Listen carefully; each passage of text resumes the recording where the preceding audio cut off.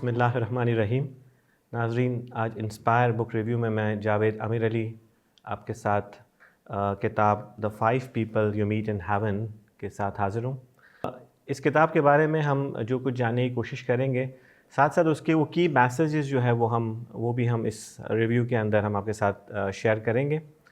ये किताब 2003 में पब्लिश हुई और इसके ऑथर मिच एल्बम जो वर्ल्ड फेमस ऑथर भी हैं और उन्होंने 7 किताबें पब्लिश की हैं। ये उसकी दूसरी किताब रही जो कि बहुत फेमस हुई। इससे पहले इसकी किताब ट्यूसडेज विद मॉरीज जो पब्लिश हुई। ये दोनों किताबें आगे जाकर फिल्म्स में कन्वर्ट हुई और इसे फिल्म्स में रिलीज़ किया गया। छोटी सी 200 पेजेस की किताब, लेकिन बहुत सारे माना अपने साथ रखती है। ये किताब न्यूयॉर्क टाइम्स बेस्ट सेलर रही 95 वीक्स तक। ऐसी क्या बात है इस किताब में? आइए आज के इस बुक रिव्यू में हम जानने की कोशिश करते हैं। पर्सनली मैं समझता हूँ कि ये किताब एक बहुत इंस्पिरेशनल किताब है, बहुत ज़्यादा इंस्पायरिंग। इस किताब को पढ़कर ऐसा लगा कि मेरी लाइफ में एक चेंज आ गया और एक पर्सपेक्टिव जो कम्प्लीटली चेंज हो जाता है इस लाइफ के ज़रिए, इस किताब के ज़रिए। इस किताब ने वो पर्सपेक्टिव चेंज किया। आम दिनों में जिस तरह से हम लोगों से इंटरेक्ट करते हैं, लोगों से मिलते हैं, उनसे बातचीत करते हैं, उनसे कनेक्टेड रहते हैं, इन तमाम पहलुओं पर ये किताब जो है वो ज़ोर देती है और ये बताती है कि दुनिया में कोई भी इवेंट ऐसा नहीं है जो कि बेकार हो। ये किताब इस चीज़ को, इस मैसेज को आगे लेकर चलती है कि हर एक चीज़ आपस में कनेक्टेड है, हर एक चीज़ एक दूसरे से कनेक्टेड है और हर एक इवेंट एक वैल्यू रखता है, एक मीनिंग रखता है और हर इवेंट की एक वैल्यू है। इस किताब को जब मैंने पढ़ना शुरू किया तो पहले चैप्टर के बाद मैं रुक गया। पहले तो मैंने ये सोचा था कि मैं इस किताब को एक गो में ख़त्म कर दूंगा, लेकिन पहले चैप्टर ने इतना रिफ्लेक्शन, इतना थॉट, इतना थिंकिंग प्रोसेस दिया कि उसने मुझे एक नई सोच की तरफ ले गई। इससे पहले कि मैं दूसरे चैप्टर की तरफ जाता, देयर वाज अ गैप, और वो गैप जो था वो 2 महीने का गैप था, क्योंकि उसके पहले चैप्टर को अंडरस्टैंड करने के लिए जितने गूज बम्स मैंने फ़ील किए, जितना जो है वो हमने फ़ील किया कि वो इमोशंस के साथ सामने आ रहा है और नए पर्सपेक्टिव, उसको डाइजेस्ट करने के लिए मुझे 2 महीने की ज़रूरत पड़ी क्या मैं अगले चैप्टर की तरफ जा सकूं। लेकिन जब मैं दूसरे चैप्टर की तरफ गया उसके बाद ये जो सफ़र था ये स्मूथ रहा और जो इंटरेस्ट इस किताब ने जनरेट किया वो अपनी लाइफ के अंदर, अपनी लाइफस्टाइल के अंदर, अपनी लाइफ की प्रैक्टिकल एस्पेक्ट के अंदर आप इसको फील कर सकते हैं। इस किताब का प्लॉट एक आदमी जिसका नाम एडी है उसकी लाइफ पर बनाया गया कि उसका 83rd बर्थडे था और उस बर्थडे वाले दिन उसका इंतकाल हो जाता है, उसकी डेथ हो जाती है, वो मर जाता है, लेकिन वो मरते वक्त किसी को बचाने की कोशिश कर रहा होता है। वो एक ऐसे अम्यूज़मेंट पार्क में काम करता था जहाँ पर जो है वो बहुत सारी राइड्स थी और उसका काम जो था वो राइड्स मेंटेनेंस का था और उसने जो है वो एक बच्ची को गिरने से बचाने के लिए अपनी जान की एक सेक्रीफाइस दे दी, अपनी कुर्बानी दे दी। अच्छा, वो ये किताब जो है इस प्लॉट से स्टार्ट होती है और आगे चलते हुए ये बताती है कि जब ये शख्स एडी जो इस दुनिया से पार हो जाता है, गुज़र जाता है, तो वो हेवन में आता है और वो हेवन का डिस्क्रिप्शन देती है कि हेवन में किस तरह से क्या होता है और वो कुछ लोगों से मिलता है और वो उन 5 लोगों से मिलता है जो उसको लाइफ के वो लेसन सिखाते हैं जिसके लिए वो शायद उस वक्त तैयार नहीं होता। वो हमेशा अपनी लाइफ के अंदर, अपनी ज़िंदगी के अंदर इस चीज़ को सोचता है कि लाइफ इज़ मीनिंगलेस, ज़िंदगी बेकार है, ये किसी काम की नहीं है या इसमें कोई काम है तो मुझे उसका पता नहीं चल रहा। लेकिन जब वो मर जाता है तो हेवन के अंदर वो 5 लोग जिससे वो मिलता है वो उसको उस लाइफ की डिफरेंट मैसेजेस समझाते हैं, उसे बताते हैं कि लाइफ इसके लिए उसको इस दुनिया में भेजा गया था वो इम्पॉर्टेंट क्यों है। जब वो पहले शख्स तक पहुंचता है और उस शख्स से उसकी जब मुलाकात होती है, वो स्टोरी यहाँ से स्टार्ट होती है कि वो जब बहुत छोटा बच्चा होता है और खेलते खेलते अपनी बॉल को ढूंढते हुए रोड तक आ जाता है और रोड पर जब वो आता है तो एक गाड़ी वहाँ से आ रही होती है, वो बड़ी स्पीड से आ रही होती है। अब ये बच्चा होता है चूँकि इसको नहीं आइडिया होता कि भाई इसका अगला स्टेप क्या होगा और गाड़ी का स्टेप क्या होगा, लेकिन वो गाड़ी जिसमें जो शख्स बैठा होता है उस बच्चे को बचाने के लिए, जो एडी उस छोटा बच्चा होता है उसको बचाने के लिए गाड़ी को इस तरह से मोड़ता है कि वो फिर गाड़ी का कंट्रोल लूज़ कर देता है और वो गाड़ी दरख्त से जाकर टकरा जाती है और वो शख्स की डेथ हो जाती है।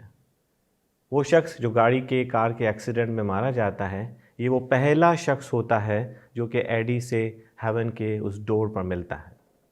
और यहाँ से वो स्टोरी इंटरेस्टिंग बनना शुरू होती है कि वो शख्स जिसको वो कभी जानता भी नहीं था और वो अपने खेलते खेलते वहाँ तक आया, अपनी बॉल लेके वो वापस चला गया। उसे ये भी पता नहीं चला कि पीछे कार एक्सीडेंट हुआ या नहीं हुआ, लेकिन वो शख्स जो मर गया उसने उस बच्चे को देखा और फिर उसने जो है वो उसको बचाने के लिए कोशिश की और बचाते हुए जो है वो अपनी जान की सैक्रिफाइस दे दी। तो वो शख्स पहला शख्स था जो हेवन में इस एडी के साथ मिलता है। और स्टोरी इसी तरह से चलती है कि एक के बाद एक ह्यूमन कनेक्शन वहाँ डेवलप होता है।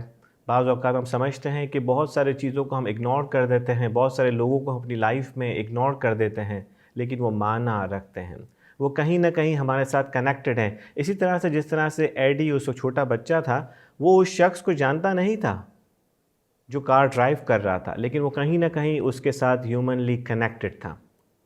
और एडी उसके फ्यूनरल पर नेक्स्ट डे जाता है और ये स्टोरी इस तरह से आगे बढ़ती है कि फ्यूनरल पर जाता है, उसे जाना नहीं होता क्योंकि उसे नहीं पता होता कि मैं किसके फ्यूनरल पर गया हूँ, लेकिन वो तमाम चीज़ें आपस में एक दूसरे से इंटरलिंक्ड, इंटरकनेक्टेड होती हैं। और वो तमाम की तमाम चीज़ें वो शख्स जो कि डोर पे खड़ा होता है हेवन के, वो उसे एडी को बताता है कि मैं क्यों तुमसे कनेक्टेड हूँ और किस तरह से मैं तुमसे कनेक्टेड हूँ।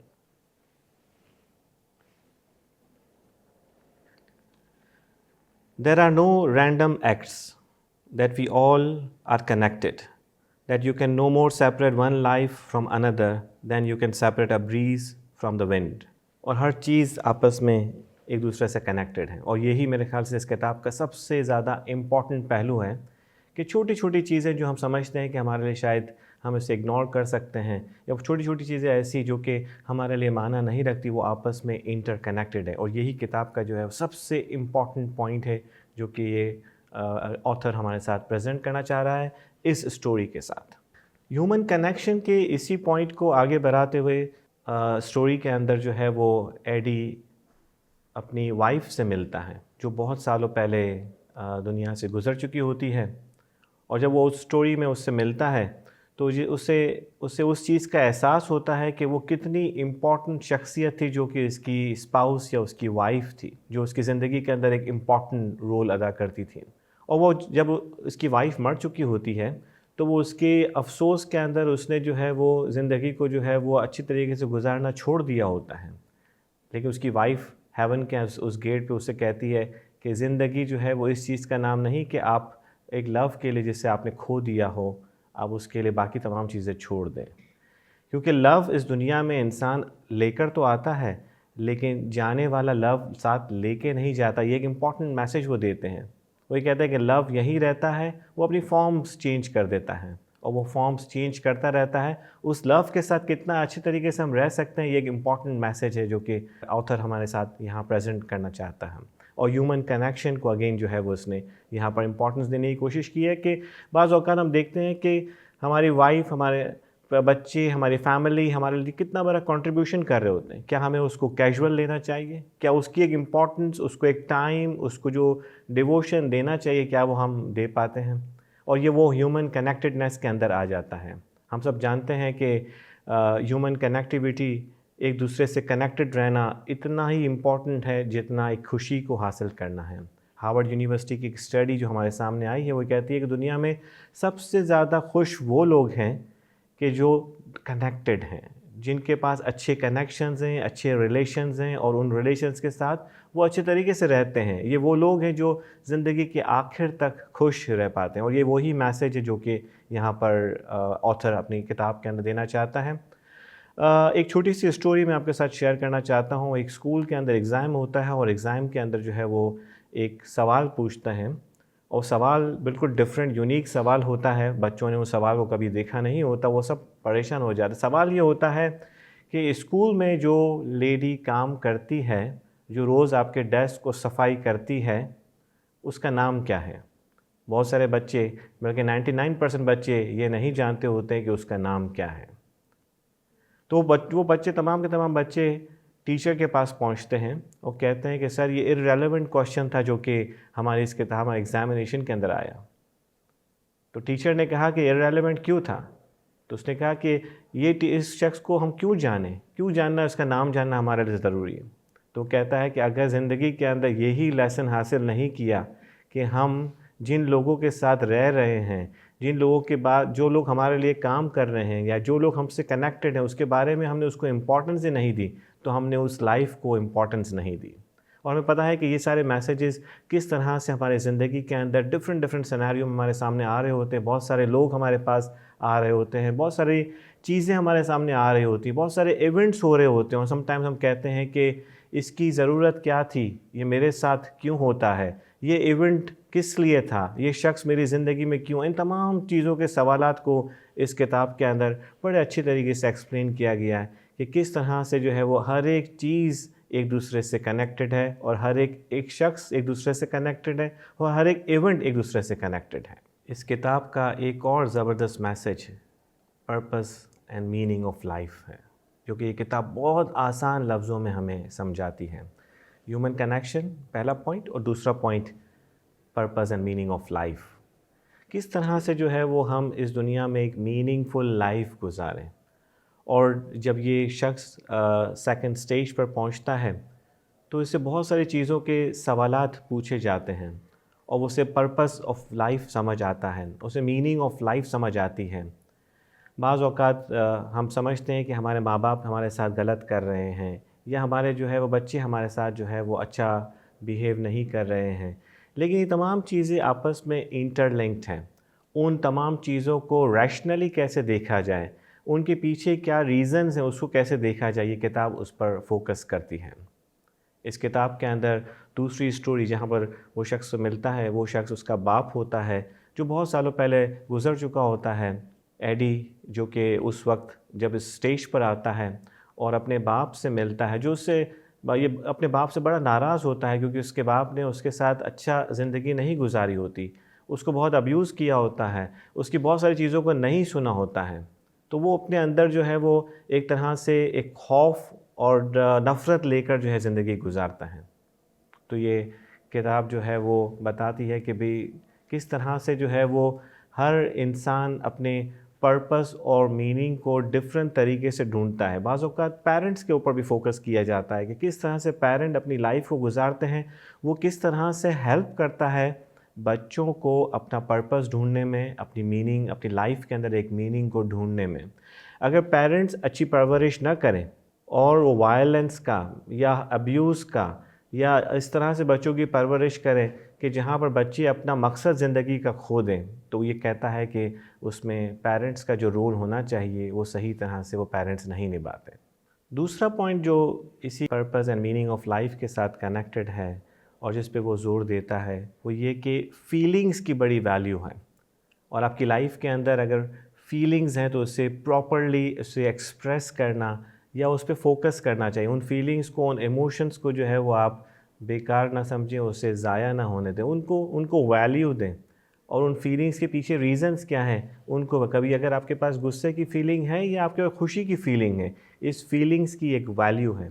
और वो कहता है कि ये फीलिंग्स आपको अपने पर्पस की तरफ जाने के लिए बहुत हेल्प करती हैं और ये वो पर्पस और मीनिंग को ढूंढने के लिए भी आपको बड़ा हेल्प करती हैं। एडी और उसकी वाइफ की जो स्टोरी यहाँ पर आती है उसमें एक पॉइंट जो आता है कि उनके पास बच्चे नहीं होते और वो हमेशा कंप्लेन करता है कि भाई हमारे साथ ऐसा क्यों हुआ कि हमारे बच्चे नहीं हुए और हमें बच्चे नहीं मिले। और ये बहुत सारी चीज़ों को जो कि लाइफ के प्रैक्टिकलिटी की तरफ बात करता है कि ऐसे बहुत सारे सवाल कि हमारे साथ ही ऐसा क्यों होता है।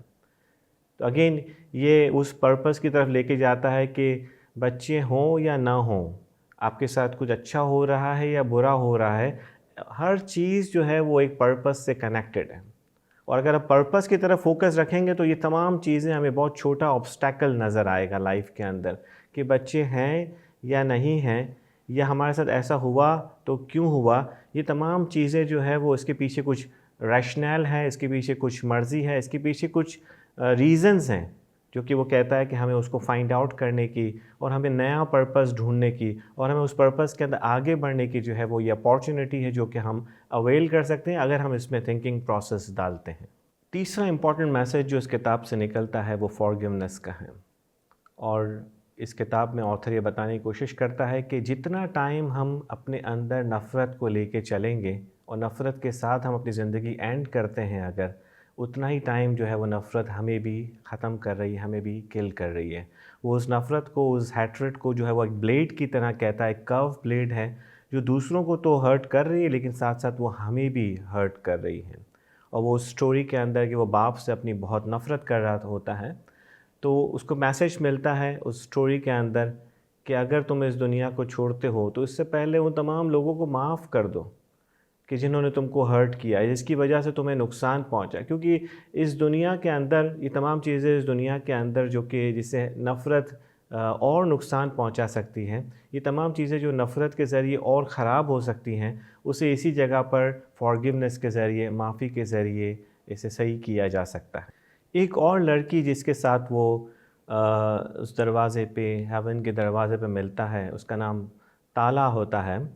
और ताला एक बहुत अच्छी छोटी सी लड़की होती है जो एक किसी आग के अंदर, किसी फायर के अंदर फंस जाती है और वो ये एडी किसी वजह से उसे बचा नहीं पाता है और वो उस आग में जलकर मर जाती है।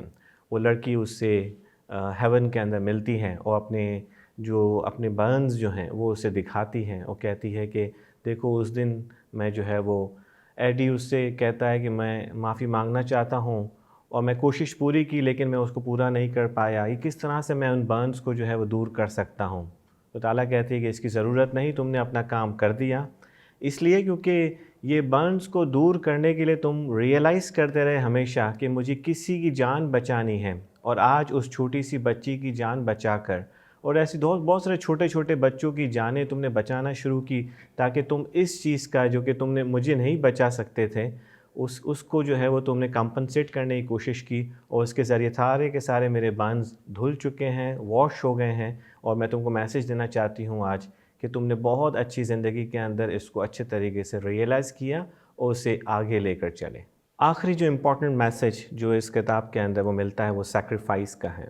एक और शख्स जिससे वो मिलता है हेवन में, वो उसका बॉस होता है। वो जब आर्मी के अंदर काम कर रहा होता है तो उसका जो कैप्टन होता है, और वो कैप्टन जो है वो उसको शूट करता है उसकी टांग में ताकि वो वहाँ से भाग सके और वो अपनी जान देकर उसकी ज़िंदगी बचा पाता है। और उससे बाद में ऐसा होता है कि उसने मुझे जो है वो, मेरे कैप्टन ने मुझे जो है वो मारा क्यों, शूट क्यों किया। लेकिन अगर वो कैप्टन उस वक्त को शूट नहीं करता तो ये वो भाग नहीं सकता था जहाँ से, जिस जगह से उसको निकल कर, जिस वॉर की सिचुएशन से उसको बाहर निकलने की ज़रूरत पड़ती।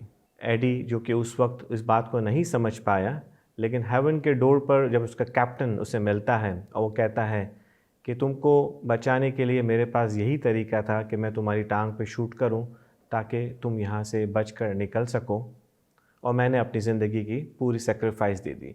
तो इम्पॉर्टेंट मैसेज यहाँ पर जो है वो सेक्रीफाइस का है कि बहुत सारे लोग छोटी छोटी और कुछ लोग बड़ी सेक्रीफाइस देते हैं, और लाइफ के अंदर सेक्रीफाइसेस बहुत माना रखती हैं। बहुत सारे लोग अपना काम छोड़कर दूसरों की मदद करने को जाते हैं, ये एक बहुत बड़ा सेक्रीफाइस है। बहुत सारे लोग अपनी पूरी की पूरी ज़िंदगी लगा देते हैं किसी एक पर्पस के लिए, किसी एक मकसद के लिए, किसी एक की जान बचाने के लिए। और ये वो एलिमेंट है जो कि इस किताब के अंदर बहुत अच्छी तरीके से एक्सप्लेन किया गया है कि हर एक शख्स को सेक्रीफाइस का एक पोर्शन ज़रूर पे करना है, जो कि उसकी ज़िंदगी के अंदर एक इम्पॉर्टेंट एलिमेंट के तौर पर आना चाहिए।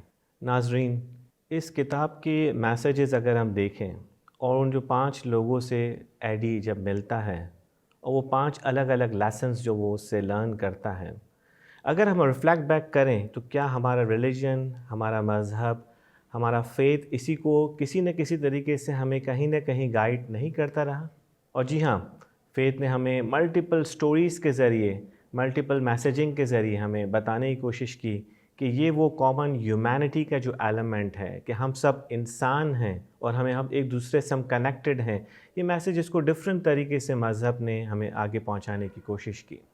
मुझे याद पड़ता है कि वो स्टोरी जो रसूल सल्लल्लाहु अलैहि वसल्लम की ज़ात के अंदर हमें नज़र आती है कि उन्होंने उस बुढ़िया को जो कचरा फेंकती थी, जब एक दिन कचरा नहीं फेंका तो वो उसके घर पर गए और कितना बड़ा ह्यूमन कनेक्शन डेवलप किया कि आज उसने कचरा नहीं फेंका लेकिन वो उसके घर पर गए।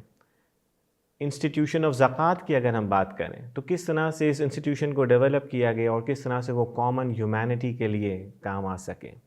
अंसार और महाजरीन की स्टोरीज़ हमारे सामने हैं, किस तरह से उनको एक पेज पे लाया गया ताकि जो है वो ह्यूमन कनेक्शन के इस एलिमेंट को आगे लाया जा सके। और यही कुछ मैसेजिंग हमें नज़र आती हैं कॉमन ह्यूमैनिटी के हिज़ हाइनेस आगा ख़ान के मैसेजेस के अंदर भी हमें, कि जहाँ पर उन्होंने बारहा हमें कॉमन ह्यूमैनिटी को सेलिब्रेट करने के लिए मैसेज दिया है। हार्वर्ड यूनिवर्सिटी की स्पीच के अंदर 2015 हिज़ हाइनेस आगा ख़ान हमें बताते हैं कि किस तरह से इस्लाम कॉमन ह्यूमैनिटी के इस मैसेज को सेलिब्रेट करता है, किस तरह से ये इस्लाम का बहुत ही ज़बरदस्त मैसेज है कि तमाम इंसान एक रूह से हैं और वो तमाम के तमाम इंसान एक दूसरे से कनेक्टेड हैं। इसलिए हर एक शख्स को एक दूसरे को वही इम्पोर्टेंस देनी चाहिए जो कि वो डिज़र्व करते हैं। मेटावर्स की बात हो रही है अब, और फेसबुक मेटावर्स बना रहा है, वर्चुअल रियलिटी वर्ल्ड बना रहा है, कि जिसमें जो है वो हर एक शख्स एक दूसरे से कनेक्टेड होगा। फिर से कनेक्शन की बात आती है। अब क्या हम वर्चुअली कनेक्टेड हैं? क्या इसके लिए ज़रूरी नहीं कि हम जो है वो फ़िज़िकली और मटीरियली भी एक दूसरे से कनेक्टेड हों? क्या ये ज़रूरी नहीं कि हम इस कनेक्शन को जो सिर्फ हम वर्चुअल वर्ल्ड के अंदर देखना चाहते हैं उसको हम फ़िज़िकल वर्ल्ड के अंदर भी इसको हम अच्छा कर सकें? Better connectivity doesn't mean always better connection. His highness का ये मैसेज बहुत इम्पोर्टेंस रखता है इस किताब को समझने के लिए, कि ये सिर्फ इंटरनेट कनेक्टिविटी ही नहीं है जो कि ह्यूमन को कनेक्टेड रखती है, बल्कि human to human connection, man to man relationship, ये वो कनेक्शन है जो कि इस वक्त सबसे ज़्यादा मैटर करता है इस इंसानियत की बका के लिए, इस इंसानियत की कंटिन्यूटी के लिए। और अगर हम एक दूसरे से कॉन्फ्लिक्ट में रहेंगे और डिसकनेक्टेड रहेंगे और हम सिर्फ अपने लिए सोचेंगे, तो ये किताब कहती है कि शायद हम एक डिफरेंट वर्ल्ड की तरफ जा रहे हैं जो कि एक ह्यूमन लाइफ्स के लिए फिर वो एक अच्छी जगह नहीं होगी, जहाँ पर हर शख्स एक दूसरे से आइसोलेटेड होगा। तो मेरे ख़्याल से इस किताब बहुत अच्छी मैसेजिंग के साथ हमें एक कॉमन ह्यूमैनिटी की उस मैसेज की तरफ लेके जा रही है कि हर चीज़ एक दूसरे से कनेक्टेड है और हर एक शख्स एक दूसरे से कनेक्टेड है। एक अच्छा सा मैसेज जो कि हमें अशफाक अहमद के नाम से मिलता है, और अशफाक अहमद ने हमें समझाने की कोशिश की इस ह्यूमन कनेक्टिविटी को। इसको पढ़कर मैं आज के इस इंस्पायर सेशन को कंक्लूड करूँगा। मैं अशफाक अहमद कहते हैं कि जिस पर करम है उससे कभी पंगा ना लेना, वो तो करम पे चल रहा है, तुम चलती मशीन में हाथ डालोगे तो उड़ जाओगे। करम का फार्मूला तो कोई नहीं, इस करम की वजह ढूंढो। जहाँ तक मेरा मुशाहिदा है, जब भी कोई ऐसा शख्स देखा जिस पर रब का करम था, उसे आजिज़ पाया, पूरी अकल के बावजूद बस सीधा सा बंदा। बहुत तेज़ी नहीं दिखाएगा, उलझाएगा नहीं, रास्ता दे देगा, बहुत ज़्यादा गुस्सा नहीं करेगा, सादा बात करेगा। मैंने हर करम हुए शख्स को मुखलिस देखा है, इखलास वाला गलती को मान जाता है, माज़रत कर लेता है, सरेंडर कर देता है। जिस पर करम हुआ है मैंने उससे दूसरों के लिए फ़ायदामंद देखा है। ये हो ही नहीं सकता कि आपकी ज़ात से नफ़ा हो रहा हो और अल्लाह आपके लिए कुशादगी को रोक दें और वो करम करेगा। मैंने हर साहिब करम को एहसान करते देखा है, हक़ से ज़्यादा देते देखा है। उसका दर्जन 13 का होता है, 12 का नहीं। अल्लाह के करम के पहिए को चलाने के लिए आप भी दर्जन 13 का करो अपनी ज़िंदगी में। अपने कमिटमेंट से थोड़ा ज़्यादा एहसान किया करो, नहीं तो क्या होगा, हिसाब पे चलोगे तो हिसाब ही चलेगा। दिल के कंजूस के लिए कायनात भी कंजूस है, दिल के सखी के लिए कायनात ख़जाना है। आसानियाँ दो, आसानियाँ मिलेंगी। और मैं समझता हूँ कि एक बहुत ज़बरदस्त मैसेज जो कि अशफाक अहमद के साथ रिलेटेड है, और नज़र आता है कि किस तरह हर चीज़ एक दूसरे से कनेक्टेड है, और बड़ा दिल रख कर हमें इन तमाम चीज़ों को ये सोच कर कि हम दूसरे इंसानों से इंटरेक्टेड हैं, हम चीज़ों से नहीं, कमोडिटीज़ से नहीं, मशीनों से नहीं, बल्कि इंसान से कनेक्टेड हैं। अगर इस मैसेज के साथ चलेंगे तो मैं समझता हूँ कि ये वो किताब है जो कि वो तमाम मैसेजेस को अच्छे तरीके से समझाती है। वन गो में भी किताब को ख़त्म किया जा सकता है, और इसकी जो है वो एक और वर्जन भी आया है, the next person you will meet in heaven, और वो भी इंशाल्लाह जब आगे मौका मिलेगा तो हम उसको भी रिव्यू करेंगे। बट इस किताब को मैं हाईली रेकमेंड करता हूँ, इसे ज़रूर पढ़िएगा, और इसको पढ़कर सिर्फ अपनी लाइफ को चेंज नहीं करेंगे बल्कि अपनी ज़िंदगी के बहुत सारे पहलुओं के अंदर अपनी ज़िंदगी के अंदर चेंजेस फील करना शुरू करेंगे। बहुत बहुत शुक्रिया, थैंक यू।